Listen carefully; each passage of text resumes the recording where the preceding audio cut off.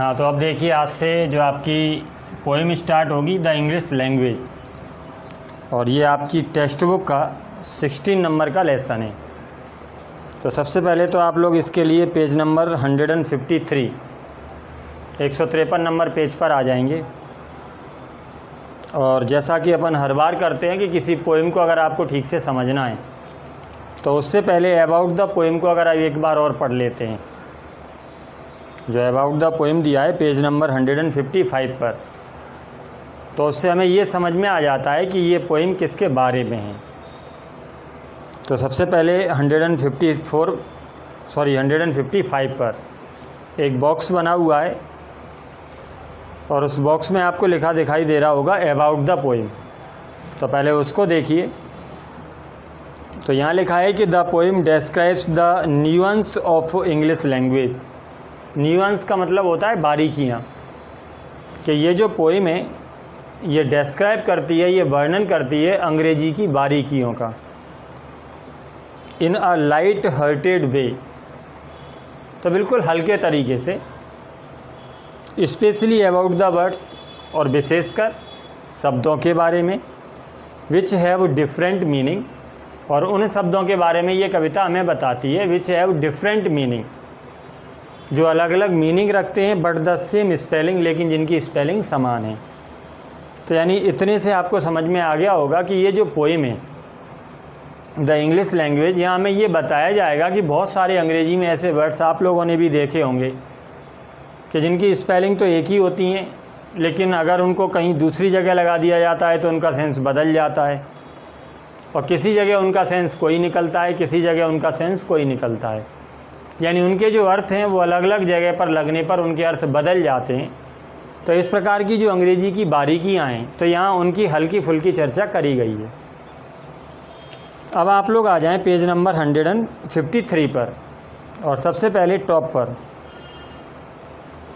आपके लिए जो एक ब्लू कलर का बॉक्स बना हुआ है उसमें कुछ लिखा है कि is English a difficult language. क्या अंग्रेजी एक कठिन भाषा है? आपसे क्वेश्चन किया गया है कि क्या आपकी नज़र में अंग्रेजी एक डिफ़िकल्ट लैंग्वेज है। और साथ में ये भी कहा गया है कि व्हाट मेक्स इट सो, कि अगर ये डिफ़िकल्ट लैंग्वेज है, आपको ऐसा लगता है, तो व्हाट मेक्स इट सो, क्या चीज़ इसको ऐसा बनाती है। तो मेरे ख्याल से ये वो वर्ड्स ही हैं, कुछ हद तक तो ये वो शब्द हैं कि जिनका स्पेलिंग एक ही होती है, लेकिन अलग अलग जगह पर लगने पर उनके जो मीनिंग हैं वो अलग अलग हो जाते हैं। तो इससे भी जो रीडर होते हैं, जो पढ़ने वाले होते हैं, उनको काफ़ी दुविधा होती है कि किस तरीके से इनके अर्थ बदल जाते हैं। तो सबसे पहले अगर आपका जो फर्स्ट स्टेंजा है उसमें देखेंगे तो हालांकि इसमें कोई ज़्यादा टिपिकल वर्ड नहीं है, तो इसलिए इसका कोई भी वर्ड मीनिंग है मैंने यहाँ नहीं लिखा। सबसे पहली लाइन आपके लिए ये कहा जा रहा है कि some words have different meanings. बिल्कुल सिंपल से जो भाव हैं इसके कि अंग्रेजी के बहुत सारे ऐसे शब्द हैं, सम वर्ड्स, कुछ शब्द हैव रखते हैं डिफरेंट मीनिंग्स, अलग अलग भावार्थ। तो बहुत से ऐसे शब्द हैं जिनके जो शाब्दिक अर्थ हैं, मीनिंग हैं, वो अलग अलग होते हैं। एंड येट, और फिर भी, they are spelled the same, लेकिन उनकी जो स्पेलिंग होती है, उनके जो हिज्जे होते हैं, वो सबके सेम होते हैं। यानी कुल मिलाकर के स्पेलिंग एक ही है, लेकिन अलग अलग जगह पर लगने पर उनके अर्थ बदल जाते हैं। कैसे? फॉर एग्जांपल आपके लिए एक वर्ड दिया गया है कि अ क्रिकेट इज़ एन इंसेक्ट, कि अगर आप एक क्रिकेट की बात करते हैं, आप लोगों ने सुना होगा क्रिकेट टिड्डा। तो अगर आप एक क्रिकेट CRICKET जो वर्ड है, अगर आप उसकी बात करते हैं तो इसका मतलब एक कीट भी होता है, एक टिड्डा भी होता है, एक कीड़ा भी होता है। और to play it is a game, और अगर इसे खेला जाए तो ये खेल भी होता है।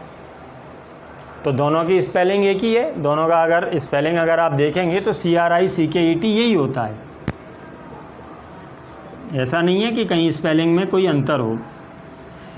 हाँ, लेकिन एक जगह इसका अर्थ जो होता है एक प्रकार का खेल हो गया, और दूसरी जगह इसी का अर्थ एक प्रकार का कीड़ा हो गया। On every hand in every land, on every hand, तो एवरी हैंड का मतलब यहाँ प्रत्येक व्यक्ति से है। इन एवरी लैंड का मतलब प्रत्येक देश से है। तो चाहे किसी व्यक्ति की बात करें, चाहे देश की बात करें, इट इज़ थॉरोली एग्रीड, यानी प्रत्येक देश में हर व्यक्ति के द्वारा it is thoroughly agreed, thoroughly विस्तृतता से, एग्री का मतलब सहमत होना, हर कोई इस बात से सहमत है, हर किसी के द्वारा ये स्वीकारा जाता है।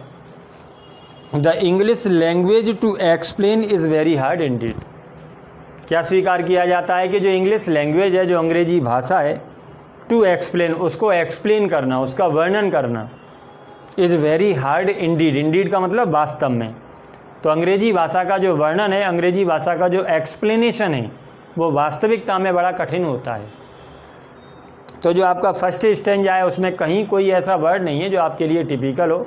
हाँ, इसके बाद आप आएंगे जो आपका सेकंड स्टेंजा है। तो जो सेकंड स्टेंजा है उसकी जो फर्स्ट लाइन है उसको देखिए। Some people say that you are a dear, आपने ये वर्ड काफ़ी सुना होगा, लोग अक्सर एक दूसरे को कहते हैं डियर, माय डियर फ्रेंड, तो इस तरीके से।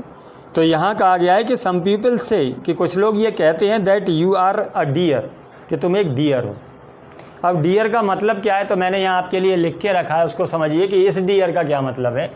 इस डियर का यहाँ मतलब है कि लव्ड और लाइक्ड वेरी मच, यानी जैसे आप बहुत ज़्यादा प्रेम करते हैं, जैसे आप बहुत ज़्यादा पसंद करते हैं, तो उस तरीके का अगर कोई व्यक्ति है तब आप उससे डियर कहते हैं। जैसे आप जनरल भाषा में कहते हैं प्यारा, तो इसलिए सम पीपल से, कुछ लोग कहते हैं कि that you are a dear, यानी तुम प्यारे हो। अगर आप इसे किसी वर्ड में यूज़ करना चाहते हैं तो आप इस तरीके से यूज़ भी कर सकते हैं कि he was very dear to me, यानी वो मेरे लिए बहुत प्यारा है। तो इस तरीके से हम इसका यूज़ भी करते हैं। लेकिन इसकी जो अगली लाइन है आप उसे देखिए, yet dear is far from cheap. अब पोइम की वजह से यहाँ फार यूज़ करना पड़ा, क्योंकि जो राइम है वो उस तरीके का बन रहा है। लेकिन फार का मतलब आप यहाँ समझिए कि फार का मतलब यहाँ अपोजिट से, कि yet dear is opposite from cheap, लेकिन फिर भी डियर जो होता है वो चीप का अपोजिट है। यानी डियर, इन्होंने तो ये कहा कि yet dear is far from cheap, कि जो डियर है वो चीप से काफ़ी दूर होता है, चीप से काफ़ी दूर होता है। अब चीप मीन्स क्या होता है, सस्ता। तो इनके अनुसार तो ये हो गया कि जो डियर शब्द है वो सस्ते से काफ़ी दूर होता है। लेकिन यहाँ फार का मतलब अपोजिट से है कि जो डियर शब्द है वो, उसका जो दूसरा अर्थ है वो क्या है कि वो चीप का अपोजिट है। चीप का अपोजिट का मतलब क्या हो गया फिर, सस्ते का अपोजिट अगर आप कहेंगे तो कॉस्टली हो जाएगा। तो इसका मतलब उसी डियर का जो दूसरा सेंस है वो कॉस्टली भी होता है। तो यहाँ देखिए कि डियर का मतलब क्या हो गया, कॉस्टिंग टू मच। तो डियर वो भी होता है जिसकी कीमत ज़्यादा होती है, उसको भी आप डियर कहते हैं।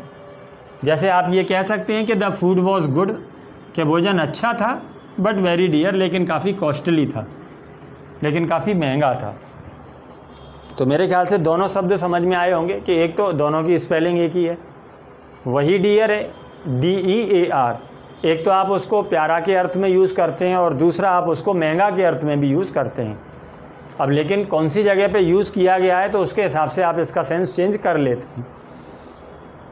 तो सम पीपल से, कुछ लोग ये कहते हैं that you are a dear, कि तुम एक डियर हो। Yet dear is far from cheap, लेकिन डियर तो सस्ते से काफ़ी दूर होता है। आगे देखिए, फिर से एक आपके लिए बहुत अच्छा वर्ड है, a jumper is a thing you wear. Jumper क्या होता है, अमूमन जो लड़के लोग होते हैं वो जंप करते हैं, तो जो जंप करने वाला होता है, जो जंप करेगा वो क्या हो जाएगा, जंपर हो जाएगा। लेकिन जंपर वर्ड का दूसरा सेंस भी होता है। तो जो फर्स्ट लाइन में जो लिखा है कि a jumper is a thing you wear, तो उसको देखिए, इसका मतलब क्या है कि जंपर का मतलब होता है a piece of clothing with sleeves usually made of wool that you wear on the top part of your body.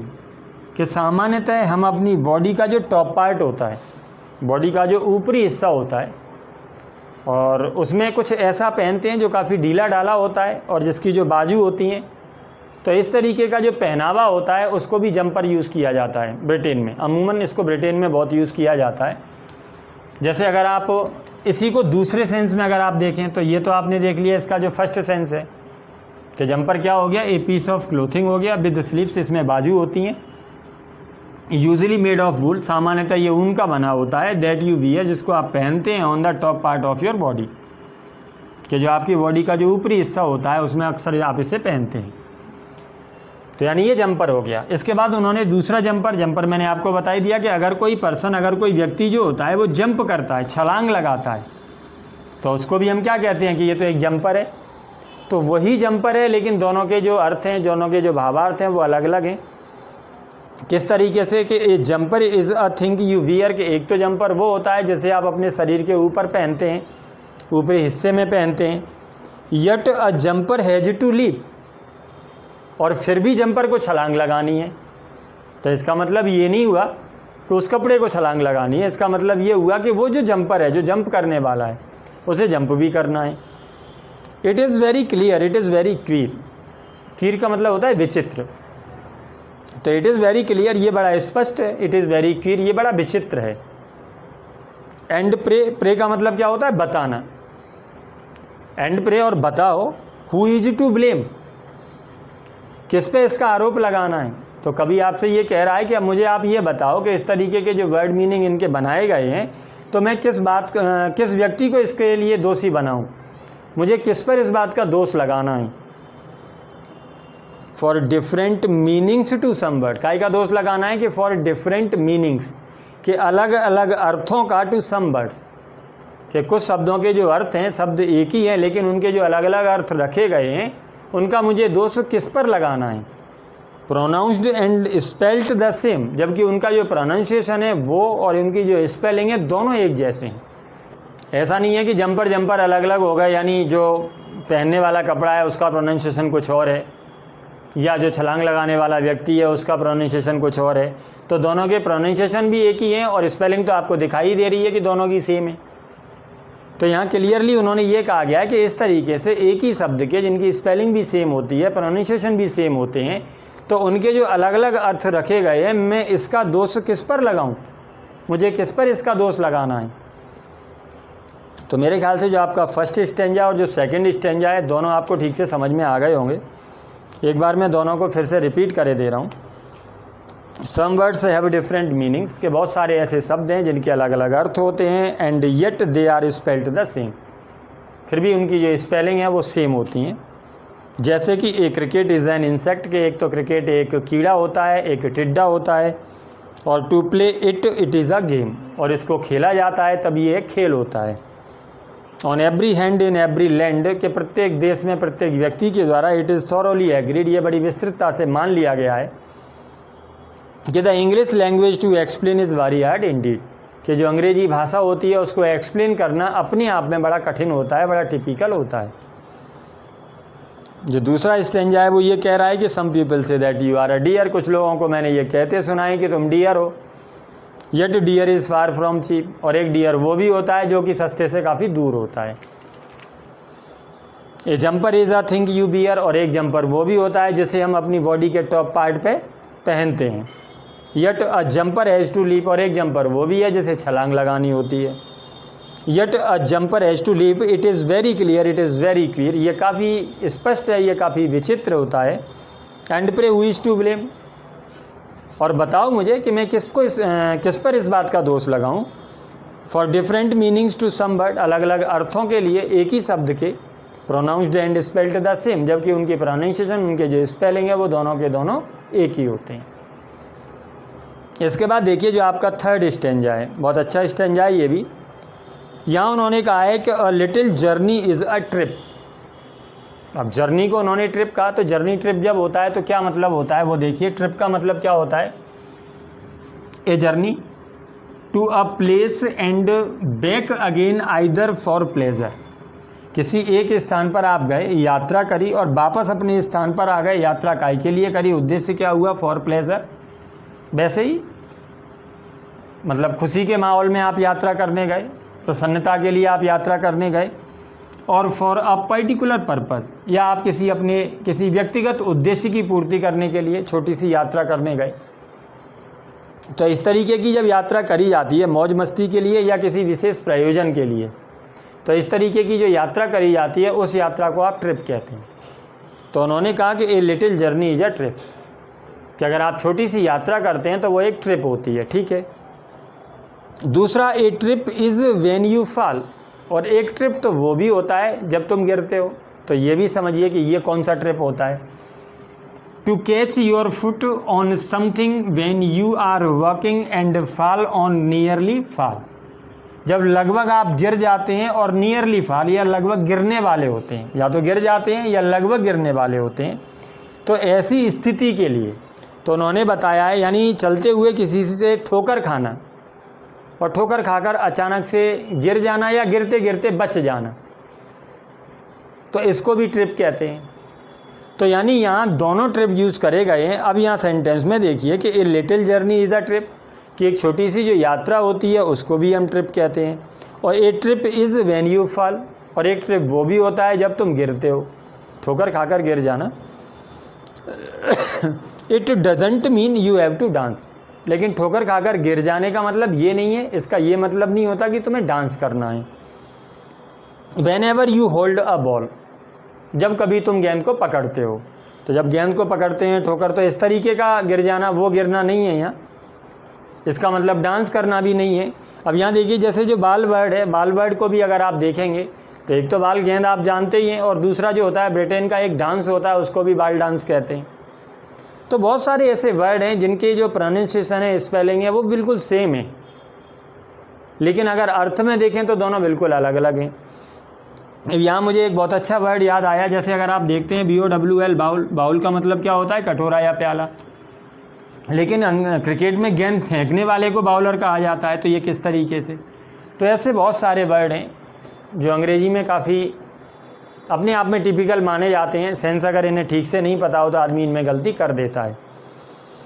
आगे कहा गया है कि now here is a thing that puzzles me. अब एक बात और उन्होंने बताई कि जो मुझे चकरा देती है, पजल मतलब चकरा देना, कि म्यूजिशियंस ऑफ गुड टेस्ट, कि जो अच्छी किस्म के म्यूजिशियंस होते हैं, यानी अलग अलग लोग अलग अलग चीज़ें बजाते हैं, लेकिन सब लोग जब एक साथ आ जाते हैं तो वो एक ग्रुप बन जाता है। जैसे कोई बांसुरी अच्छी बजा लेता है, कोई तबला अच्छा बजा लेता है, तो इस तरीके से जो गुड टेस्ट के जो म्यूजिशियंस होते हैं will very often from a band, तो उनका जो एक समूह बन जाता है, अक्सर आप लोगों ने देखा होगा, उसे अपन बैंड कह करके बुलाते हैं कि इस तरीके का बैंड, ये बैंड, ये बैंड, तो उसमें सारे म्यूजिशियंस होते हैं। तो वो कह रहा है कि म्यूजिशियंस ऑफ गुड टेस्ट, यानी जो अच्छे म्यूजिशियंस होते हैं, will very often from a band, वो अक्सर किसी बैंड से आते हैं, यानी वो अक्सर किसी समूह में होकर के आते हैं, यानी उनके समूह को हम बैंड कहते हैं। यानी कुल मिलाकर के यहाँ आपको ये बताया जा रहा है कि जो बैंड होता है वो म्यूजिशियंस के समूह को भी हम बैंड कहते हैं। ठीक, एक वो और कह रहा है कि I have one around my waste, और एक दूसरा बैंड वो भी होता है जो मैं अपनी कमर में पहनता हूँ। अब अक्सर आप लोग इसे बेल्ट के नाम से भी जानते हैं, लेकिन इसको बैंड भी कहते हैं, क्योंकि बैंड का मतलब पट्टा होता है, तो इसको हम बैंड भी कहते हैं। तो एक तो बैंड वो होता है कि म्यूजिशियंस जिसमें इकट्ठे होते हैं, उसको भी हम बैंड कहते हैं, और एक बैंड वो भी होता है जिसे मैं अपनी कमर में पहनता हूँ। तो इस तरीके से जो एक ही शब्द है उसकी स्पेलिंग और प्रोनाउंसिएशन एक ही है, लेकिन फिर भी उनके जो अर्थ हैं वो अलग अलग हैं।